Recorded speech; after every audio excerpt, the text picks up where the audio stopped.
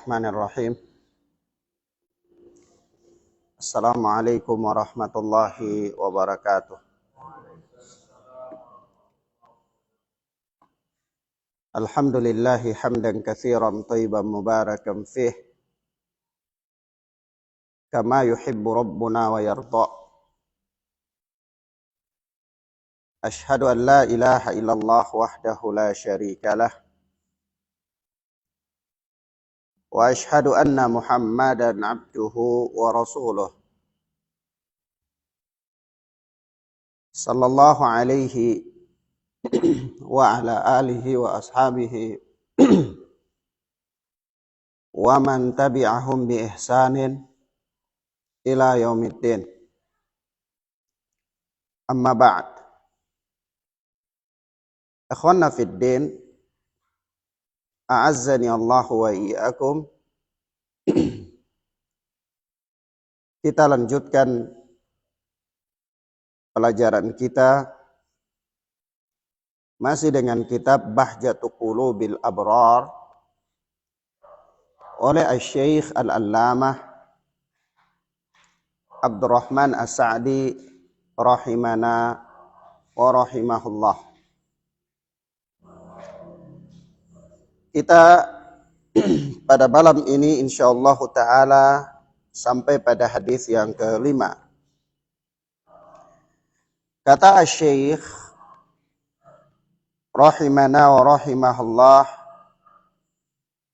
al-hadithul khamis, hadis yang kelima.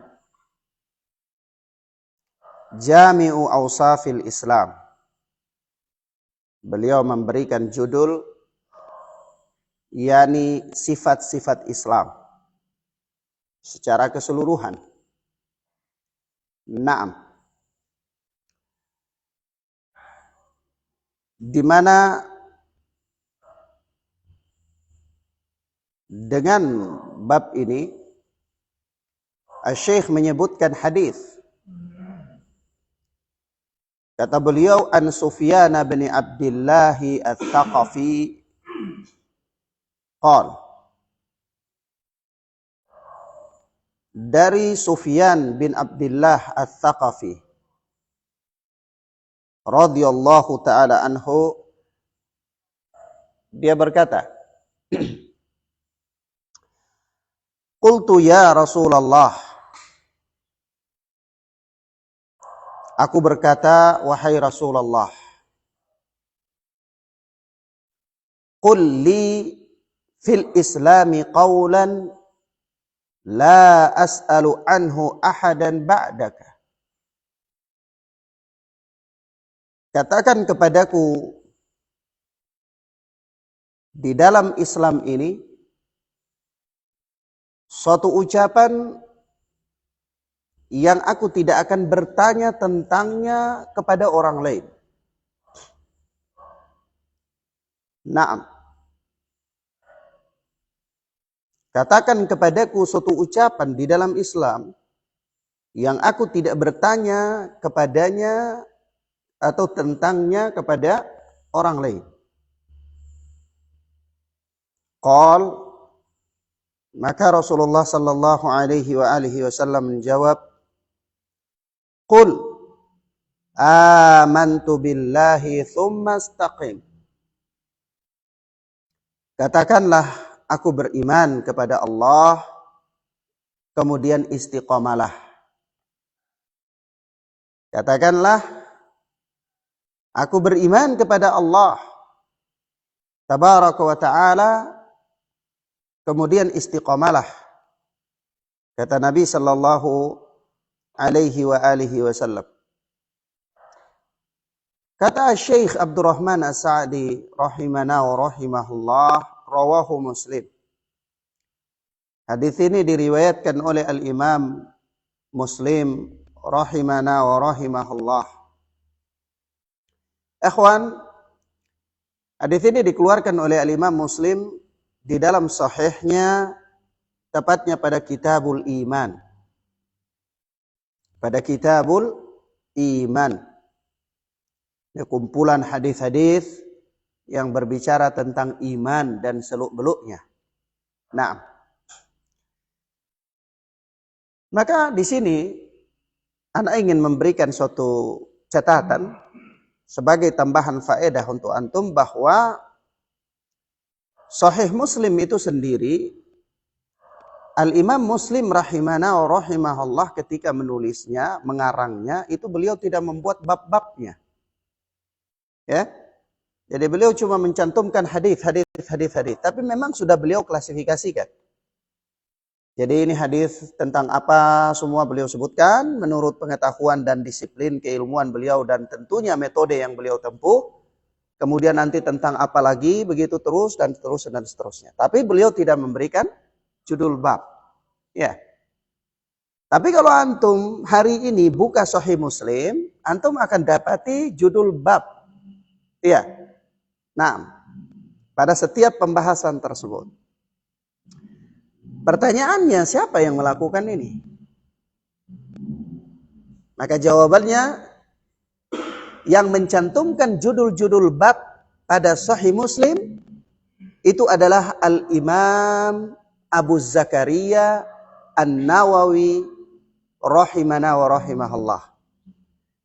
Itu yang dikenal dengan Al-Imam Yahya bin Syaraf, Muhyiddin Yahya bin Syaraf An-Nawawi, atau Imam Nawawi rahimana wa rahimahullah, yang menulis kitab Riyadhus Shalihin yang sangat terkenal. Ya. Ini beliau menyebutkan bab-bab, memberikan judul-judul bab pada hadis-hadis yang ada di dalam Sahih Muslim. Maka para ulama mengatakan, di antara yang paling tahu tentang Sahih Muslim adalah Al-Imam An-Nawawi. Al-Imam An-Nawawi rahimana wa rahimahullah. Naam. Baik. Kemudian ikhwana fiddin azani Allah wa iyyakum. Dan perlu di sini ana sampaikan juga satu catatan atau catatan yang lain bahwa tidak setiap hadis yang ada dalam Sahih Muslim adalah hadis yang sahih. Karena Sahih Muslim itu dibagi. Ada hadis-hadis yang disebutkan di mukaddimah, ada hadis-hadis yang disebutkan yang menjadi isi daripada Sahih Muslim itu. Mafhum ya? Nah, sementara yang disebutkan di dalam mukaddimah itu ada hadis-hadis yang dhaif. Ada hadis-hadis yang dhaif. Disebutkan oleh Al-Imam An-Nawawi, Al-Imam Muslim terkadang sebagai contoh, ya. Naam, dan seterusnya. Sesuai dengan metode beliau. Jadi kalau kita katakan hadis ini diriwayatkan oleh Al-Imam Muslim, ya, di mukaddimahnya, ya, maka mungkin bisa jadi hadis itu ya masih butuh penilaian atau penelitian, diteliti oleh para ulama yang lainnya. Nah, mafhum ya? Baik. Meskipun pada isi daripada Sahih Muslim itu sendiri ada beberapa hadis yang masih diperbincangkan oleh para ulama tentang derajat kesahihannya. Sebagaimana Sahih Bukhari, isi daripada Sahih Bukhari yang sudah sangat terkenal demikian adanya, juga masih ada beberapa hadis yang diperbincangkan kesahihannya oleh para ulama. Dan ini wajar saja. Ya. Nah, kenapa? Karena Allah Subhanahu wa taala tidak menghendaki ada suatu kitab pun di dunia ini yang lebih bersih ya dari kebenaran melebihi Al-Qur'an. Ya. Karangan siapapun pasti ada kekeliruan di dalamnya walaupun sedikit. Hanya saja kebaikannya terlalu dominan ketimbang ya sedikit kekeliruan yang ada padanya. Maka para ulama tidak memperhitungkan kekeliruannya tersebut. Mafhum ya? Nah, maka disebutkan bahwa ya, kitab hadis yang paling diterima oleh umat dan paling besar manfaatnya adalah Sahih Bukhari dan Sahih Muslim. Ya. Nah, kita kembali pada bahasan kita ya ikhwana fiddin azani Allah wa iyyakum. Asy-Syaikh Abdurrahman As-Sa'di rahimana wa rahimahullah menjelaskan, "Fahadha ar-rajulu talaba minan Nabi sallallahu alaihi wasallam kalaman jami'an lil khairi nafi'an." Orang ini, yakni sahabat Nabi sallallahu alaihi wasallam ini, dia meminta dari Nabi sallallahu alaihi wasallam suatu ucapan yang mencakup kebaikan yang bermanfaat, lagi bermanfaat. Dia datang kepada Rasulullah, dia minta suatu ucapan. Tapi suatu ucapan ini mencakup kebaikan-kebaikan yang bermanfaat baginya. Ya. Nah, maka dia katakan, "Qul li fil Islam qaulan la as'alu anhu ahadan ba'dak." Sampaikan kepadaku suatu ucapan dalam Islam ini yang aku tidak bertanya kepada orang lain, ya, tentangnya. Ini setelah bertanya kepada Nabi sallallahu alaihi wasallam, maka dia tidak akan bertanya lagi kepada orang yang lainnya.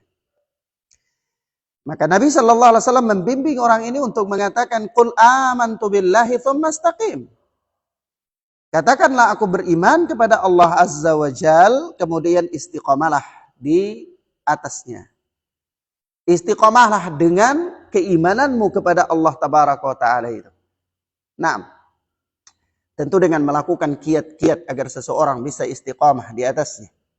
Nah, mewujudkan keimanannya. Sebagaimana kita juga telah mendefinisikan apa itu iman pada awal pembahasan kitab ini. Ya. Nah,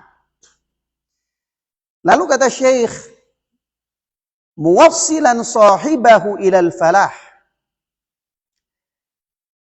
Yang mana orang ini meminta kepada Nabi suatu kalimat yang mencakup kebaikan yang bermanfaat baginya, yang bermanfaat, yang dapat menyampaikan pelakunya kepada kebahagiaan.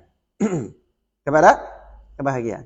Dan ini bukan meminta kalimat yang biasa saja, atau bukan meminta resep makanan, ya, bukan meminta cara untuk beternak, tetapi meminta suatu kalimat bermanfaat yang muwassilan sahibahu ilal falah, yang dapat menjadi sarana mengantarkan orang yang mengamalkan kalimat tersebut kepada kebahagiaan.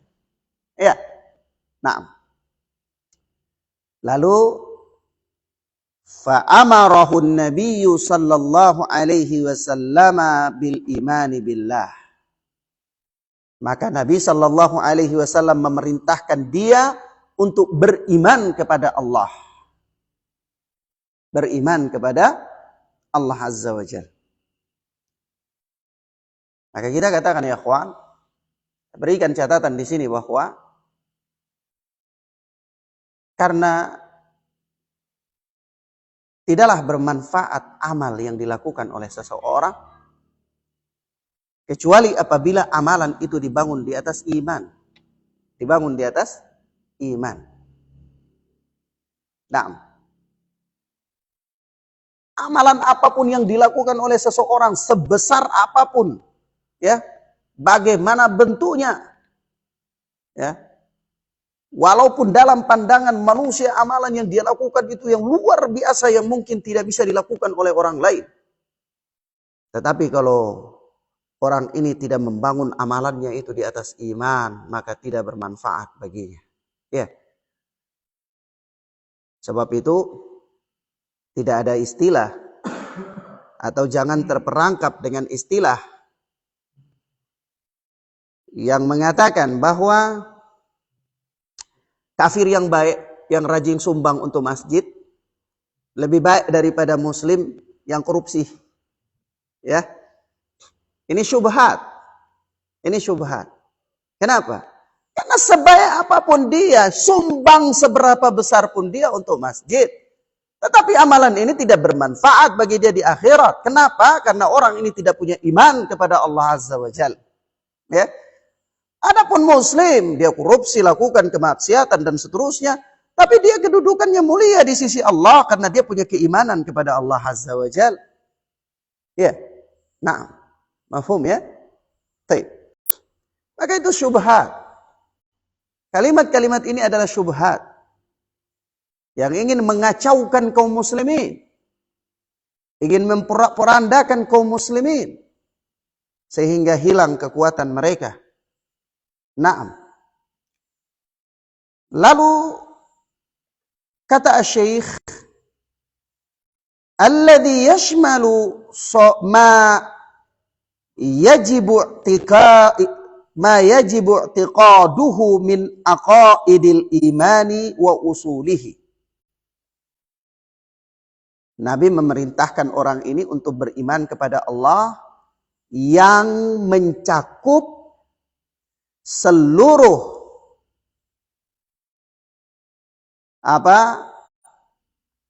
kewajiban yang diyakini berupa akidah-akidah iman dan usul-usulnya. Wa ma yatba'u dzalik, dan apa-apa yang mengikuti itu. Jadi beriman kepada Allah ini mencakup seluruh prinsip-prinsip keimanan. Ya, dalam bidang akidah, hal-hal yang harus diyakini tentang keimanan. Iman kepada Allah dan seluk-beluknya. Iman kepada kitab-kitab Allah dan seluk-beluknya. Iman kepada rasul-rasul Allah dan seluk-beluknya. Iman kepada hari kiamat dan seluk-beluknya.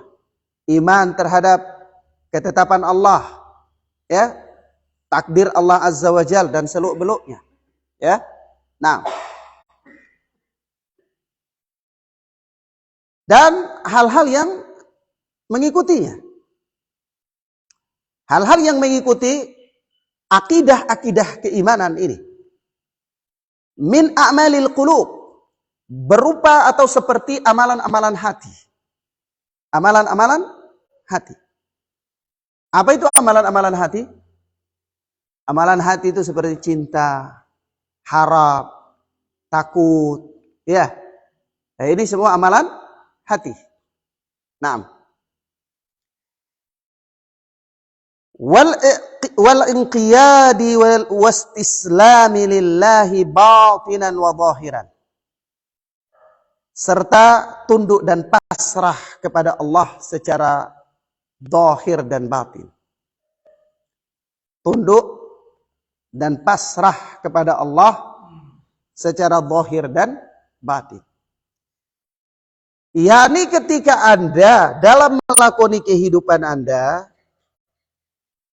itu menjumpai suatu praktek atau suatu perkara dalam muamalah Anda yang berseberangan dengan syariat Allah Azza wa Jal, maka tidak ada pilihan lain bagi Anda kecuali harus menaatinya.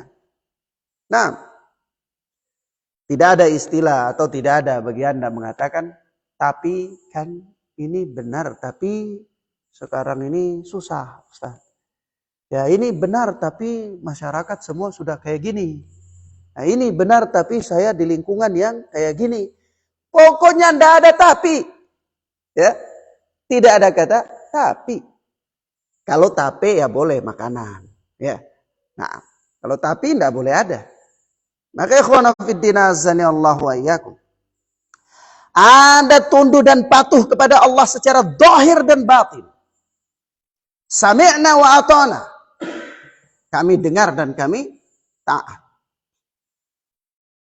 Sebab itu kalau kita membuka kitab-kitab akidah seperti Lum'atul I'tiqad oleh Al-Imam Ibnu Qudamah atau Aqidah At-Tahawiyah oleh Al-Imam At-Tahawi,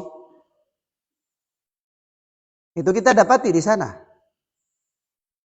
ucapan-ucapan yang semirip maknanya, yaitu la yathbutu qadamu Islam, punggung kaki Islam ini tidak tegak illa ala dhahri taslim, kecuali di atas punggung penyerahan diri kepada Allah. Ya. Antum tidak bisa mengamalkan agama Islam ini dengan benar kalau antum itu tidak menyerahkan diri sepenuhnya kepada Allah. Setiap datang syariat Allah yang kira-kira tidak sesuai dengan hawa nafsu antum selalu timbang dengan akal antum. Wah, ini agama tidak bisa jalan dengan baik. Ya. Maka dari itu Al-Imam Az-Zuhri mengatakan bahwasanya ar-risalatu minallah. Agama ini datang dari Allah Azza wa Jalla. Wa 'alal rasuli al-balagh, dan kewajiban Rasul sallallahu alaihi wasallam itu menyampaikan. Jadi Rasulullah itu tidak memodifikasi agama. Agama ini tidak bersumber dari hasil olah pikir Rasulullah. Sebab itu salah satu hikmahnya Allah mengangkat Rasulullah ini dari orang yang ummi. Ya. Supaya tidak ada di situ kemungkinan ihtimal yang mengindikasikan bahwa ini karena dia cerdas bisa jadi agama ini hasil pikiran dia. Ya, itu hikmahnya. Nanti antum bisa pikir, ya Ustaz, kenapa sih Allah tidak mengangkat orang-orang pintar aja di zaman itu misalnya untuk dijadikan nabi misalnya. Ya. Kenapa Allah Subhanahu wa taala mengangkat Nabi sallallahu alaihi wasallam itu dari ummiyun, kalangan para ummiyun. Ya, orang-orang yang tidak bisa tulis, tidak bisa baca. Nah, ini salah satu hikmahnya. Kenapa? Karena beliau akan menjalankan agama yang tidak beliau pikir, tidak perlu. Tidak perlu beliau pikir. Beliau akan menjalankan agama yang begitu Jibril bawa, ya sudah sampaikan. Tidak perlu dipikir. Maka antum ketika beragama itu harus pasrah kepada Allah. Tidak usah pikir agama itu. Begitu datang jangan dipikir. Sabar, saya pikir dulu. Oh, ini kayaknya bertentangan dengan syariat leluhur saya ini. Oh, ini tidak bisa Ustaz. Memang ini di zaman Nabi itu masih zaman unta. Sekarang kan sudah ada mobil Pak Ustaz. Ya kayaknya sudah bergeser sedikit pengamalan agama ini. Ya, mulailah dibikin kearifan lokal. Ya. Nah, ini metode-metode yang batil. Kelihatannya ilmiah, tapi menggiring manusia kepada kesesatan. Mengeluarkan manusia dari prinsip paling pokok, yaitu tunduk dan pasrah kepada Allah Azza wa Jalla. Ya. Setiap datangnya syariat ditimbang dengan akalnya, kecerdasannya. Ya.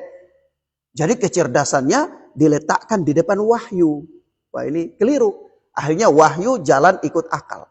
Bila mana wahyu tidak cocok dengan akal, wahyunya ditinggal, akalnya jalan. Nah, ini batil. Ya, batil.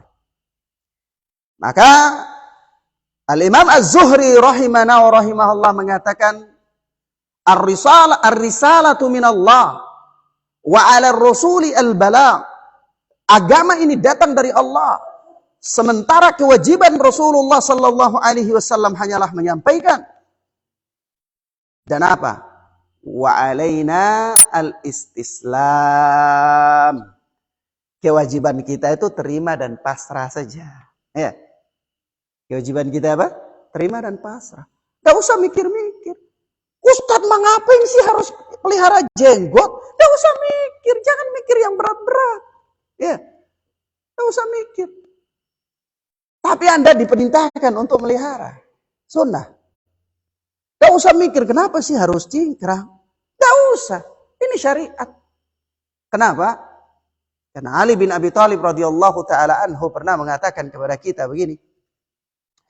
Lau kana dinu birra'i, kalau seandainya agama ini dengan akal, kata Ali bin Abi Thalib, la kana asfala khuffi aula bil mashi min a'lahu. Niscaya bagian bawah sepatu ini lebih utama untuk diusap, dicuci daripada bagian atasnya. Logikanya begini, antum pakai sepatu, pakai khuf. Khuf itu sepatu zaman dulu ya, terbuat dari kulit, tingginya lebih dari mata kaki, pas di kaki. Kalau zaman sekarang sepatu antum sepatu hujan itu termasuk bisa dianggap, atau sepatu tentara, sepatu polisi itu termasuk bisa dianggap khuf ya. Nah, jadi antum pakai itu, kalau antum jalan, yang ninja kotoran itu atas apa bawah? Bawah.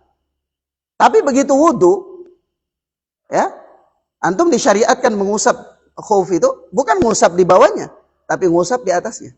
Kan logikanya nggak nyambung. Ya, logikanya nggak nyambung. Maka Ali bin Abi Thalib radhiyallahu taala anhu mengatakan, kalau ini agama harus dengan akal ditimbang, maka harusnya usap bagian bawah dong. Ya. Tapi sungguh aku melihat Rasulullah itu mengusap bagian atasnya. Ini artinya agama itu bukan dengan akal, tapi agama itu wahyu. Nah, begitu pula ketika antum batal wudu. Antum tahu salah satu pembatal wudu, makan daging unta misalnya. Antum berwudu. Sedangkan makan daging kambing tidak berwudu. Ya. Sama-sama daging, ngapain sih? Ya. Nah, dan begitu berwudu, kenapa sih harus wudu? Ustaz, kan cukup aja siwak, gosok gigi sudah selesai. Apa hubungannya makan daging unta dengan wajah dan tangan? Tidak ada hubungannya. Tapi begitu makan daging unta, antum harus cuci wajah, cuci tangan. Iya kan? Wudu kan? Nah, begitu juga ketika fusah, buang angin, maaf saja. Antum nggak disuruh istinja. Ya, begitu batal wudu, antum cuci muka, berkumur-kumur. Apa sih hubungannya? Ya. Ini Allah Subhanahu wa Ta'ala menunjukkan kepada Anda bahwa syariat ini adalah wahyu. Syariat ini adalah apa? Wahyu. Nah, maka kewajiban Anda hanyalah menerima, pasrah dan menerima terhadap syariat yang mulia ini. Jangan gunakan kecerdasan Anda dalam menimbang kebenaran wahyu. Ya, sebab itu keliru juga orang-orang yang terlalu berkiblat kepada ada metode-metode yang baru muncul di zaman modern ini, yaitu mereka membuktikan kebenaran-kebenaran wahyu dengan ilmu pengetahuan, iptek, ilmu pengetahuan dan teknologi. Ya, kita tidak mengatakan ini salah, tidak, ini sah-sah saja kita katakan benar. Hanya kita katakan kalau seandainya dia terpaku pada ini saja, maka ini juga adalah bahaya. Akan membahayakan dirinya. Begitu dia sudah asik masuk di dalamnya, tenggelam di dalamnya, lalu dia mengukur kebenaran wahyu dengan iptek, maka suatu ketika iptek tidak akan mampu menjawab kebenaran sebagian wahyu. Di mana? Peristiwa Mi'raj. Peristiwa apa? Mi'raj. Ilmu pengetahuan dan teknologi bisa sekarang ini mungkin menemukan di lautan ada sungai, ya, di lautan ada api, ada gunung-gunung dan seterusnya.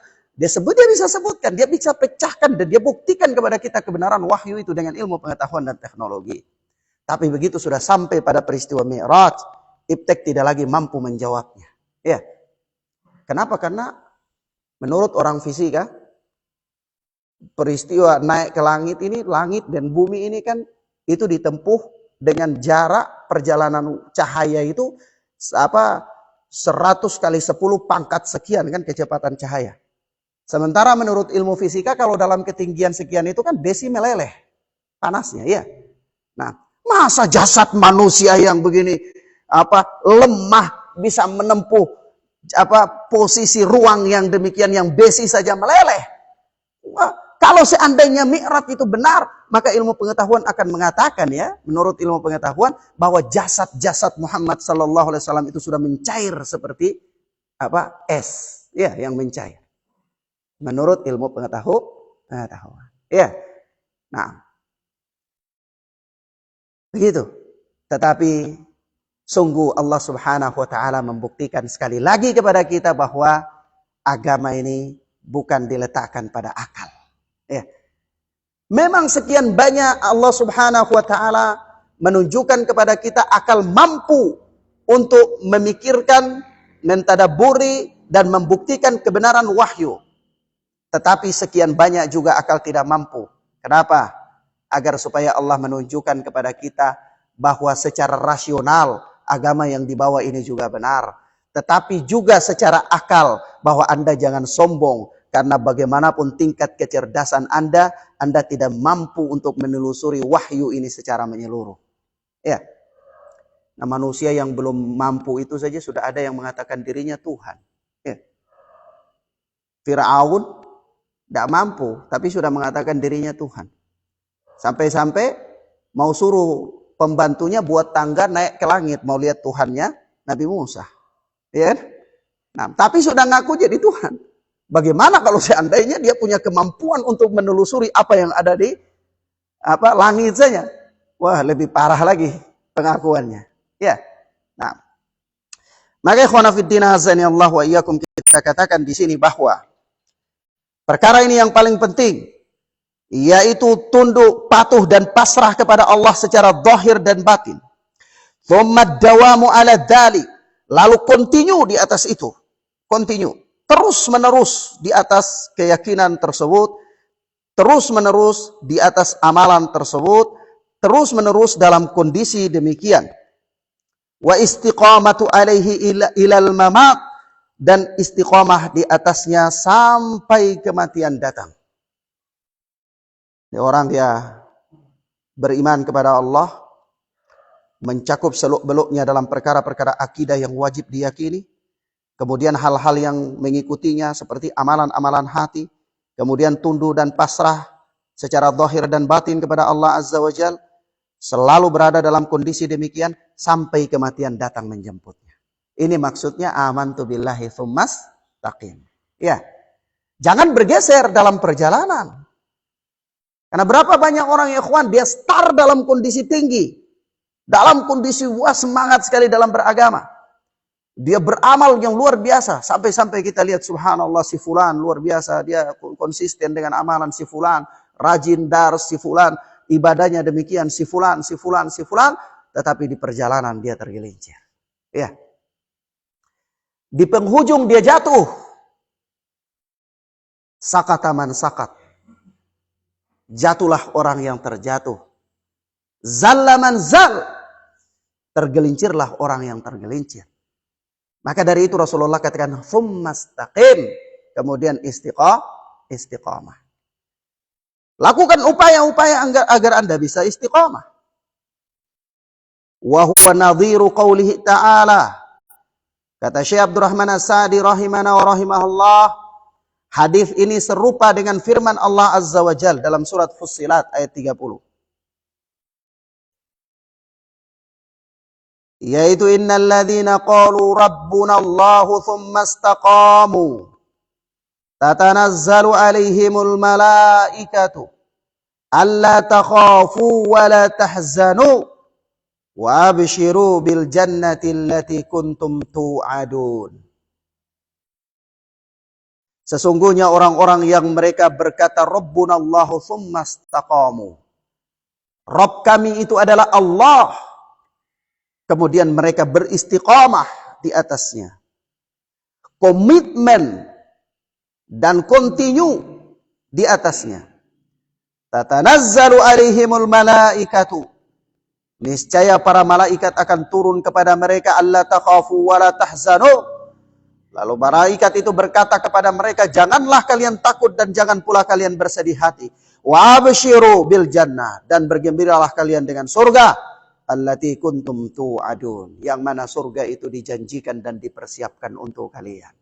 Ya. Yaitu apa? Innal ladzina qalu rabbuna Allahu tsumma istaqamu. Orang-orang yang berkata Rabb kami adalah Allah, kemudian mereka istiqamah. Mirip dengan nasihat Rasul kepada orang ini. Yaitu qul amantu billahi tsumma istaqim.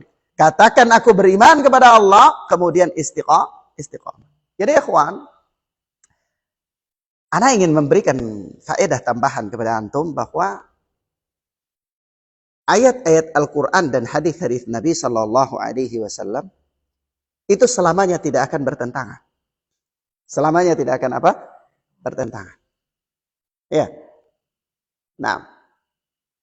Sehingga kalau antum dapati ada hadis Nabi yang bertentangan dengan Al-Quran, maka itu ada kemungkinan. Antum lihat dohirnya bertentangan. Dohirnya, konteksnya bertentangan dengan Al-Quran, maka itu ada beberapa kemungkinan. Kemungkinan yang paling pertama bisa jadi hadis itu dhaif. Hadis itu apa? Dhaif. Karena salah satu syarat hadis yang sahih tidak boleh bertentangan dengan Al-Quran. Atau kalaupun dia sahih sudah menurut penelitian para hufaz, para ahli di bidang hadis, maka ada kemungkinan yang lain. Yaitu kemungkinannya itu dohirnya, lafadznya mungkin bertentangan, tetapi dia punya makna yang tidak bertentangan. Ya, dia punya makna yang tidak bertentangan. Bagaimana mencari tahu tentang maknanya? Ya tentu melihat hadis-hadis lain yang menafsirkannya. Ya, melihat riwayat-riwayat lain yang menafsirkan riwayat yang kelihatannya bertentangan tersebut. Paham ya? Nah, begitu pula ayat-ayat Al-Quran. Antum tidak dapati dia bertentangan. Antum tidak dapati dia bertentangan. Nah, sehingga kalau misalnya ada ayat yang bertentangan, secara dohir, Maka itu hanya ada satu kemungkinan saja. Kalau hadis ada beberapa kemungkinan karena bisa jadi hadis itu tidak sahih. Ya. Tapi kalau ayat satu kemungkinan saja karena tidak ada ayat yang tidak sahih. Pasti ayat itu sahih. Ya. Nah, ada satu kemungkinan. Kemungkinannya apa? Pemahaman Anda yang bertentangan. Pemahaman Anda yang terbentur. Nah, bagaimana supaya pemahaman Anda itu tidak terbentur? Ya, Anda harus melihat kepada penafsiran-penafsiran yang benar terhadap ayat-ayat tersebut. Seperti ayat yang mengatakan begini. Inna dina indallahil Islam. Sesungguhnya agama yang diridhai di sisi Allah hanyalah Islam. Tapi kalau antum lihat juga pada surat Al-Baqarah, Allah akan mengatakan, sesungguhnya orang-orang Yahudi, orang-orang Nasara, dan orang-orang Sabi'in, itu mereka melakukan amal soleh dan diterima, dibalas oleh Allah amal-amal kebaikan mereka. Paham ya? Bingung tidak? Berarti Yahudi juga benar agamanya. Nasara juga benar agamanya. Iya kan? Nah, seolah-olah bertentangan. Tapi bagaimana pembahasannya? Pembahasannya bahwa orang-orang Yahudi, Nasara dan yang disebutkan di ayat ini yang amal-amal mereka diterima itu adalah orang-orang yang hidup pada zaman-zaman mereka sebelum datangnya Islam yang dibawa oleh Muhammad sallallahu alaihi wasallam. Ya? Karena definisi Islam secara umum itu adalah syariat yang dibawa oleh para nabi. Sejak dari zaman Nabi Adam sampai Nabi Muhammad sallallahu alaihi wasallam. Jadi kalau orang Nasara, dia beragama dengan agama yang dibawa oleh Nabi Isa, dia beribadah dengan ibadah yang diajarkan oleh Nabi Isa pada zaman Nabi Isa dan dia wafat dalam keadaan tersebut, maka itulah Islam. Ya, Islam. Maka amal-amal yang dia lakukan diterima. Nah, begitu juga orang Yahudi yang hidup di zaman Nabi Musa atau pada masa berlakunya syariat Nabi Musa. Dia beriman kepada Nabi Musa. Dia beragama dengan syariatnya yang dibawa oleh Nabi Musa. Dan dia mati dalam keadaan demikian. Pada masa berlakunya syariat Nabi Allah Musa, maka itulah Islam. Ya, maka amal-amalnya diterima yang disebutkan oleh ayat ini. Surat Al-Baqarah ini. Mafhum ya? Nah, tapi ketika hadirnya Rasulullah sallallahu alaihi wasallam, maka agama-agama itu sudah tidak berlaku lagi. Nah, inilah yang disebutkan dengan inna dina indallahil Islam. Ya. Agama yang diterima di sisi Allah itu hanyalah Islam dengan konteks Islam yang dibawa oleh Muhammad sallallahu alaihi wasallam. Kenapa? Karena Nabi Musa sendiri mengatakan laukana akhi hayy. Rasulullah sallallahu alaihi wasallam mengatakan sendiri di dalam hadis yang dikeluarkan oleh Imam Ahmad rahimahullah dalam musnadnya, laukana akhi Musa hayy, kalau seandainya saudaraku Musa masih hidup, ma wasi'ahu illa tibai, tidak ada kebolehan bagi dia kecuali harus ikut denganku, harus mengikutiku. Nah, begitu juga Rasulullah mengatakan la yasma'u bi ahadun min hadhil ummati yahudiyyun wala nasraniyun, tidaklah mendengar tentang kehadiranku seorang pun dari umat ini, baik Yahudi ataupun Nasrani, thumma yamutu wa lam yu'min billadzi ursiltu bih, lalu dia mati tapi tidak beriman kepadaku, illa min ashabin nar, kecuali dia penghuni neraka. Ya kan? Nah, maka di sini paham tidak maksudnya? Paham ya? Baik. Maka itu faedah yang ana sampaikan. Sebagai faedah tambahan untuk antum insyaallah taala. Kemudian berkata Syekh Abdurrahman As-Sa'di rahimana wa rahimahullah. Farattaba 'ala al-imani wal istiqamah as-salamata min jami'i asy-syurur wa husul al-jannah wa jami'al mahab. Hasil dari keimanan dan keistiqamahan. Hasil dari keimanan dan keistiqamahan adalah as-salamata min jami'is syurur. Selamat dari berbagai keburukan. Wa husulal jannah, dan mendapatkan surga. Dan mendapatkan surga. Hasil dari keimanan dan keistiqomahan yaitu selamat dari berbagai kejelekan dan mendapatkan surganya Allah tabaraka wa ta'ala. Nah, demikian ikhwana fiddin azzani Allah wa iyyakum. Inilah beberapa hal yang bisa kita sampaikan pada pertemuan yang mubarakah ini. Mudah-mudahan bermanfaat bagi kita insyaallah taala dan menjadi saksi atas pemberat timbangan amalan kebaikan kita di sisi Allah pada hari kiamat kelak. Wa sallallahu ala nabiyina Muhammad wa ala alihi wa sahbihi wa sallam. Subhanaka Allahumma wa bihamdika asyhadu an la ilaha illa anta astaghfiruka wa atubu ilaik. Wassalamualaikum warahmatullahi wabarakatuh.